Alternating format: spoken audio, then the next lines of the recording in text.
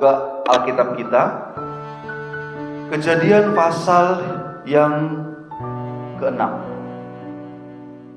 Kejadian pasal yang ke-6. Ya, Kejadian pasal yang ke-6. Ayat yang ke-9 sampai dengan ayat yang ke-13. Sudah ketemu? Ya, Kejadian pasal 6 ayat yang ke-9 sampai dengan ayat yang ke-13. Inilah riwayat Nuh. Nuh adalah seorang yang benar dan tidak bercela di antara orang-orang sezamannya.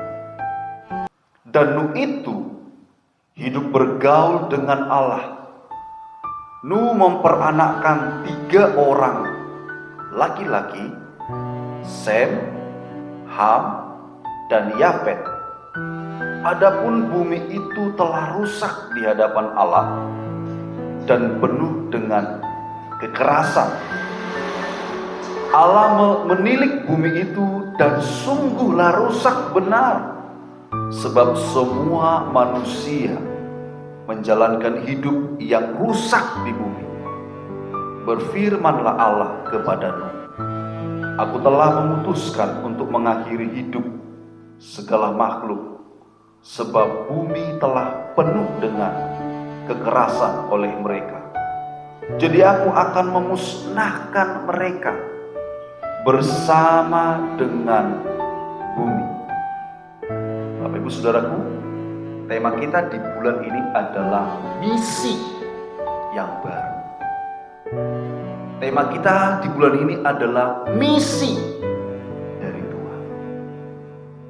Bapak Ibu Saudaraku, kalau kita lihat Alkitab, Kejadian pasal yang ke-6 ini clear sekali misi Tuhan itu. Misi Tuhan itu dalam ayat yang ke-13 adalah berfirmanlah Allah kepada Nuh, Aku telah memutuskan untuk mengakhiri hidup segala makhluk, sebab bumi telah penuh dengan kekerasan oleh mereka. Jadi aku akan memusnahkan mereka bersama-sama dengan bumi. Ini misi jelas, clear sekali. Apa itu misi Bapak Ibu? Ya, ini dia. Misi Tuhan pada saat itu adalah kepada Nuh, saya akan memusnahkan seluruh makhluk di bumi ini. Karena apa? Karena Tuhan menilik bumi itu sungguh rusak Bapak Ibu. Jadi orang menjalankan hidup sesuai dengan standar kemauannya sendiri, sesuai dengan ukuran manusia sendiri, bukan ukurannya lagi Tuhan. Bapak Ibu dia. Dan dikatakan dengan clear di sana, manusia itu melakukan kekerasan.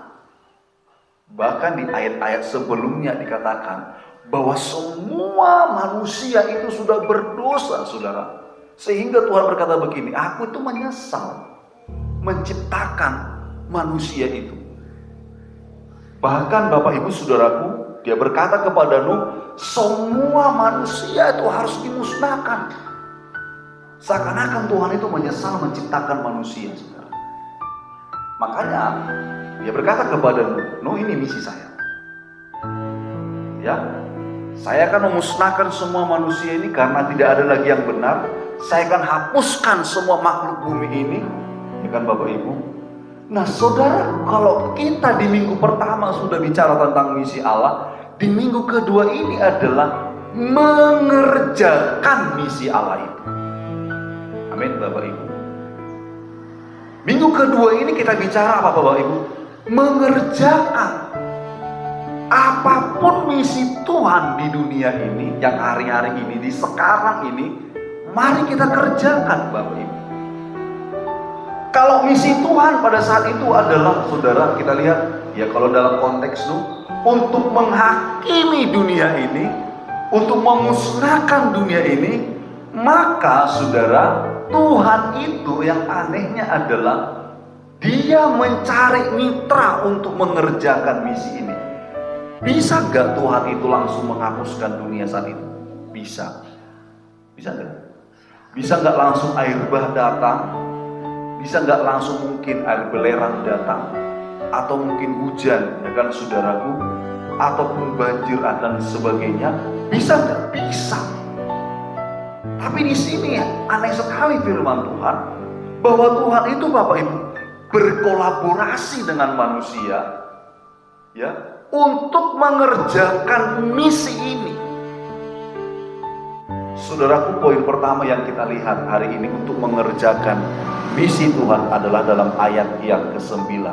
Kenapa Nuh yang mendapat anugerah Tuhan untuk mengerjakan misi itu? Ayat 9 berkata begini, inilah riwayat Nuh. Nuh adalah seorang yang benar dan tidak bercela di antara orang-orang sezamannya. Amin Bapak Ibu. New season, musim yang baru dan misi yang baru. Kenapa Allah mempercayakan misi yang luar biasa tadi? Kenapa Allah mempercayakannya kepada seorang manusia? Didapati Bapak Ibu Saudara yang dikasih Tuhan, bahwa Nuh orang yang benar di antara orang sezamannya.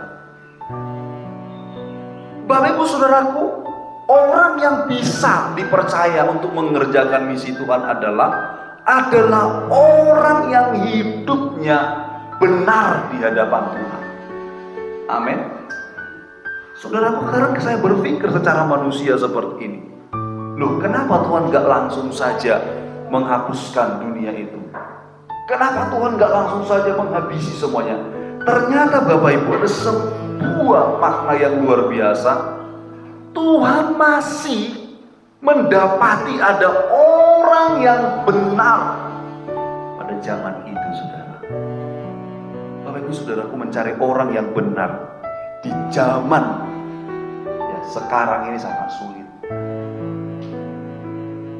Mencari orang yang benar di zaman yang sekarang serba kekerasan kah ini, banyak kriminalisasi kah ini, banyak politisasi kah saat ini, bobrok Bapak Ibu Saudara. Saya tidak tahu Bapak Ibu, apakah kita menjalani hidup sebagai orang yang benar saat ini, saudara. Saya mau terus terang saja Bapak Ibu, karena gak mau kita ini kan masuk neraka, saudara. Tujuan kita adalah masuk surga. Amin. Benar. Makanya prinsipnya adalah Tuhan itu mempercayakan sesuatu kepada orang yang hidupnya dikatakan benar. Kalau Bapak Ibu tahu orang benar itu seperti apa? Orang benar itu, dia standarnya adalah selalu dengan firman Tuhan. Amin. Segala sesuatu yang dikerjakan orang benar itu adalah dia selalu menyelaraskan sesuai nggak dengan firman Tuhan, cocok nggak dengan firman Tuhan. Bapak Ibu Saudara, maknanya bagi kita apa saat ini? Banyak.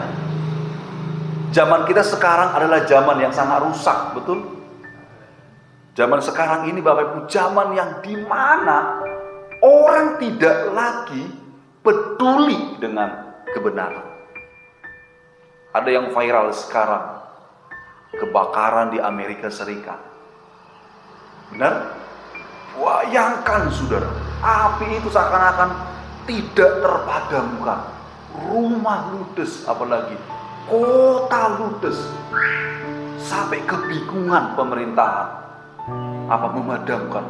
So Bapak Ibu ada di kondisi itu. Seluruh daerah Pungging ini habis terbakar. Orang kaya gak bisa berbuat apa-apa, saudara. Apalagi orang miskin, habis. Lihat itu betapa viralnya sekarang itu di Amerika Serikat. Sebelum hari hanya ada sebuah video Bapak Ibu, bahwa ada sebuah penghargaan mereka itu seakan-akan mengejek Tuhan. Bahwa Tuhan itu tidak mendapat suara. Bapak Ibu tahu, Tuhan tidak pernah bermain-main ketika dia sudah dihina, Bapak Ibu. Amin. Sebelum itu terjadi, Bapak Ibu, ya kan? Tuhan sudah melaksanakan apa yang dia firmankan di Alkitab. Banyak Bapak Ibu Saudara, orang seakan-akan tidak lagi hidup dalam kebenaran. Orang menganggap bahwa Tuhan itu bukan sesuatu hal yang harus diagungkan. Makanya Tuhan berkata kepada Nuh, gak ada lagi orang yang benar, gak ada lagi orang yang melakukan firman Nuh. Aku akan menghabisi semua manusia yang ada di bumi. Yang kedua, sudah dikatakan begini, dan tidak bercela di antara orang-orang sezamannya, dan Nuh itu bergaul dengan Allah. Nuh itu dikatakan bergaul dengan Allah. Bapak Ibu tahu, zaman itu gak ada orang lagi yang mencari Tuhan. Zaman itu gak ada orang lagi, Bapak Ibu, yang mempersembahkan sesuatu kepada Tuhan. Zaman itu, Bapak Ibu, orang tidak ada lagi yang bersekutu dengan Tuhan. Bapak Ibu Saudara, hanya Nuh lah orang yang bergaul dengan Allah. Saudara, saya mau katakan seperti ini kepada kita. Tidak apa-apa, ya Bapak Ibu. Kita hanya bicara 2-3 orang. Tetapi orang-orang yang hadir di sini adalah orang-orang yang punya kualitas bersekutu dengan Tuhan. Amin, Saudara. Sekali lagi saya katakan, orang-orang yang mau bergaul karib dengan Tuhan, orang-orang yang mau menjaga hubungannya dengan Tuhan, orang-orang Bapak Ibu yang mau diselamatkan oleh Tuhan. Itu saja prinsipnya. Lalu lihat bagaimana Nuh bergaul dengan Allah. Saat ini sulit menjaga hubungan dengan Tuhan, saudara. Saya mau sampaikan, ini harus terus saya mau sampaikan. Bapak Ibu Saudara, ya, apa bedanya sekarang Maria dan Marta? Saya sudah pernah nyampaikan dalam Lukas itu. Prinsipnya adalah, saudara, kalau kita melayani Tuhan, itu bisa digantikan oleh siapapun. Ya, kalau besok mungkin melayani seperti Pak Aze, aduh maaf saya nggak bisa, nggak apa-apa. Bisa digantikan oleh Bu Siti atau Oma, siapapun bisa. Tapi, kalau beribadah sama Tuhan, itu nggak bisa digantikan oleh siapa. Amin. Amin, saudara. Nggak bisa. Bapak Ibu mau minta tolong sama siapapun, tolong ya, titip salam sama Tuhan itu, kan saudara, nggak bisa. Lalu gini, tolong ya, nanti kasih persembahan saya nggak bisa ibadah, titip aja. Ini bukan pesta mantenan. Nek mantenan iso nggak gitu? Bisa nggak gitu di sini? Masa bisa? Oh bisa di sini? Bisa.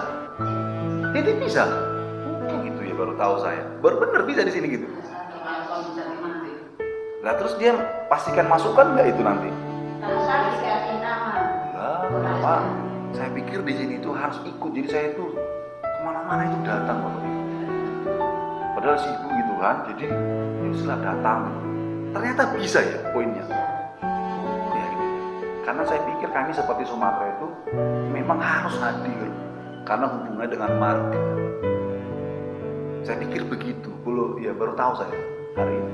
Nanti kita kasih amplop, tulis nama, titip ke teman itu, dimasukkan ke situ. Loh, saya mikirnya gini, nek dia PN gimana? Enggak ya. Saya kan tidak tahu orang masukkan apa enggak itu. Tapi ya prinsipnya percaya begitu ya. Intinya adalah bisa. Oh bisa ya. Nah, kalau ibadah nggak bisa. Walaupun Anda tulis nama sebesar apapun, ya kan, contohnya Pak Asih persembahan untuk Tuhan, taruhlah 1 juta, ya kan, aku nggak bisa ibadah. Kenapa? Aku lagi ada kegiatan sawah gimana? Biasanya, Bu, kayak aja persembahan. Gak bisa. Amin, Bapak Ibu. Gak bisa.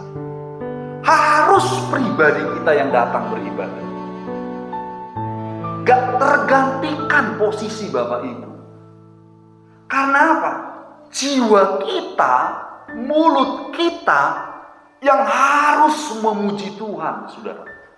Ibadah itu. Saya harus sampaikan ini Bapak Ibu. Siapapun kita, saya juga seperti itu, gak bisa tergantikan.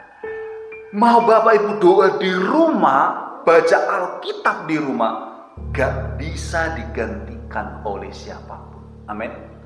Harus pribadi kita. Nuh menjaga itu, saudara. Dia bergaul dengan Allah. Amin. Tetangganya mungkin rusak. Mungkin Bapak Ibu, tetangganya sedang, ya kalau zaman Nuh itu kekerasan segala macam. Tapi Nuh, aku mau beribadah sama Tuhan. Apalagi? Dan dilihat saja zamannya sugih begini dan lain sebagainya, tapi jaga hubungan dengan Tuhan. Bapak Ibu saudaraku, ini sulit cari orang seperti sulit saudara. Ketika ada sesuatu di daerah tetangga kita, ya kan, aduh gimana caranya seperti itu? Sulit Bapak Ibu menjaga hidup benar, dikatakan lagi, dan bergaul dengan Allah.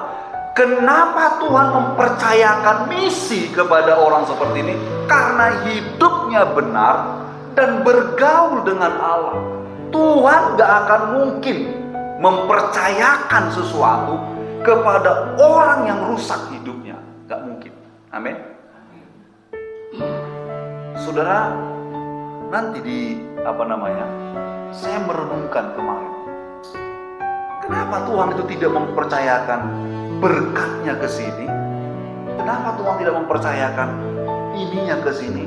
Saya dapat jawabannya ini, firman Tuhan ini. Karena Tuhan tidak asal mempercayakan misinya, pekerjaannya kepada orang yang tidak tepat. Berkatnya itu juga sama seperti itu. Kedua, kita belajar dari ini Bapak Ibu ya. Ayat yang ke-14. Buatlah bagimu sebuah batra dari kayu gofir. Batra itu harus kau buat berpetak-petak, dan harus kau tutup dengan pakal dari luar dan dari dalam. Beginilah engkau harus membuat batra itu 300 hasta panjangnya, 50 hasta lebarnya, dan 30 hasta tingginya. Buatlah atap pada batra itu, dan selesaikanlah batra itu sampai sehasta dari atas, dan pasanglah pintunya pada lambungnya. Buatlah batra itu bertingkat bawah, tengah, dan atas, sebab sesungguhnya aku akan mendatangkan air bah meliputi bumi untuk memusnahkan segala yang hidup dan bernyawa di kolong langit. Segala yang ada di bumi dan mati binasa. Tetapi dengan engkau aku akan mengadakan perjanjianku, dan engkau akan masuk ke dalam batra itu, engkau bersama-sama dengan anak-anakmu dan istrimu dan istri anak-anakmu. Yang kedua, saudara, Tuhan mempercayakan atau mengerjakan misinya kepada orang yang mau bekerja sama. Ibu lihat, Nuh buatkan batra. Batranya panjangnya sekian, lebarnya sekian, tingginya sekian, dan kayunya seperti ini, bahan-bahannya seperti ini. Kau buat berpetak-petak dan kau tutup, dikatakan, dengan pakal. Itu harus sesuai dengan kehendak Tuhan. Bapak Ibu Saudara, zaman itu kayu susah. Dalam Nuh harus mengambil dari derita.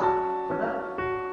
Nuh itu harus mencari, mengukur kayunya sesuai nggak ini kayu dengan Tuhan. Benar nggak ini kayunya? Bayangkan Bapak Ibu, zaman itu nggak seperti sekarang.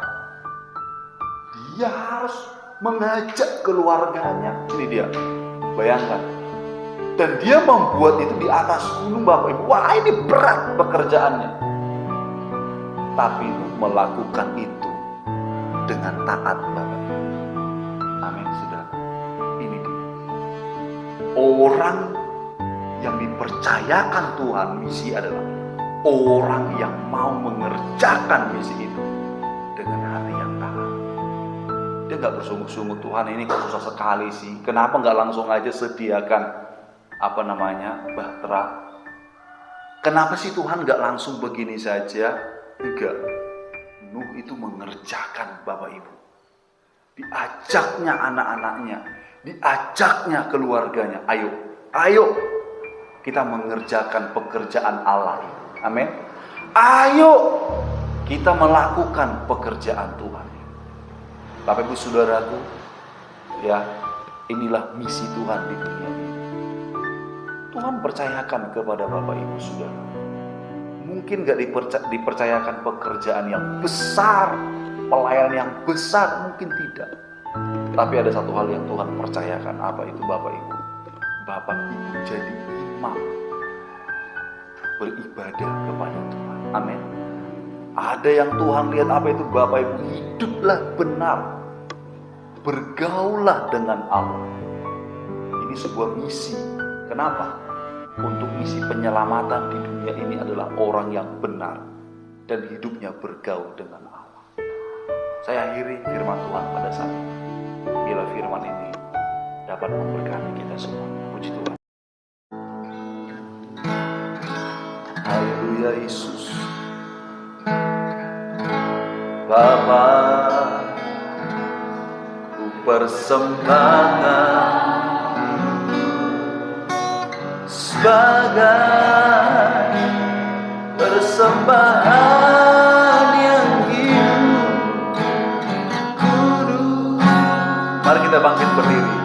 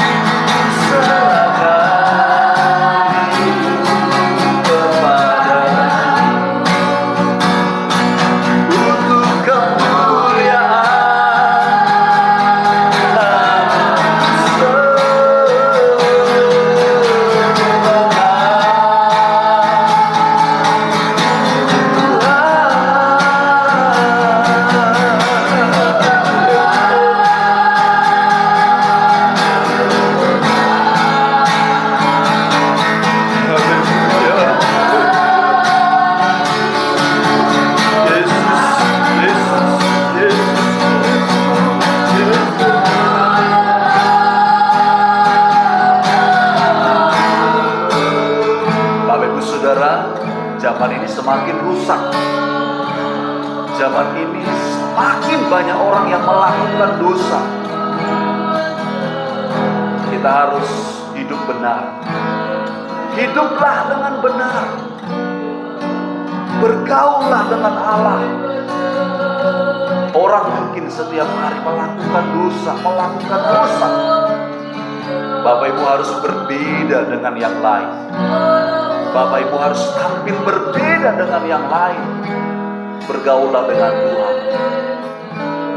Siapapun kita yang hadir, yang mendengarkan firman ini, hiduplah benar, bergaulah benar dengan Allah yang hidup. Ku sembah Tuhan.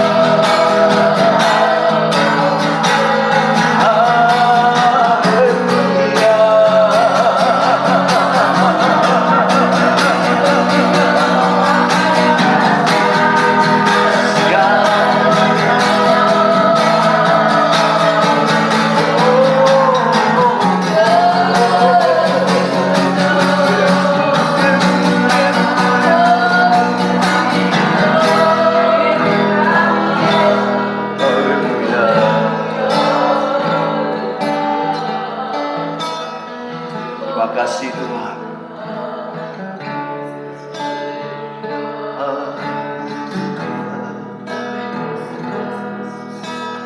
Segala puji syukur bagi ku tinggikan